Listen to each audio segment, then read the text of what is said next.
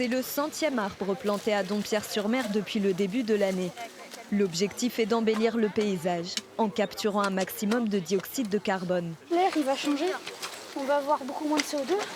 Et si on ne se mobilise pas maintenant, on ne pourra plus rien faire après. La centaine d'arbres plantés va permettre d'absorber environ 15 tonnes de CO2 sur 30 ans. Une action inscrite dans le projet de l'agglomération de La Rochelle. Devenir le premier territoire à afficher un bilan zéro carbone d'ici 2040. Dompierre met déjà des terrains à disposition qui ont la capacité d'accueillir 11 000 arbres. Et puis on va se voir avec la coopérative carbone pour multiplier ce genre de projet. Mais c'est encore une fois une opération communautaire. Donc d'autres communes voisines vont pouvoir aussi être sollicitées et accompagner le projet. D'après le magazine L'Étudiant, La Rochelle est la ville qui s'engage le plus en France pour l'écologie devant Strasbourg et Rennes.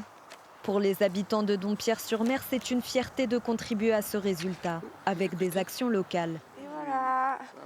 On pense à la planète parce que le climat se réchauffe, donc je pense que c'est une très bonne idée. Si on arrive à multiplier ce type d'action, on aura pour le coup un impact de captation qui sera important.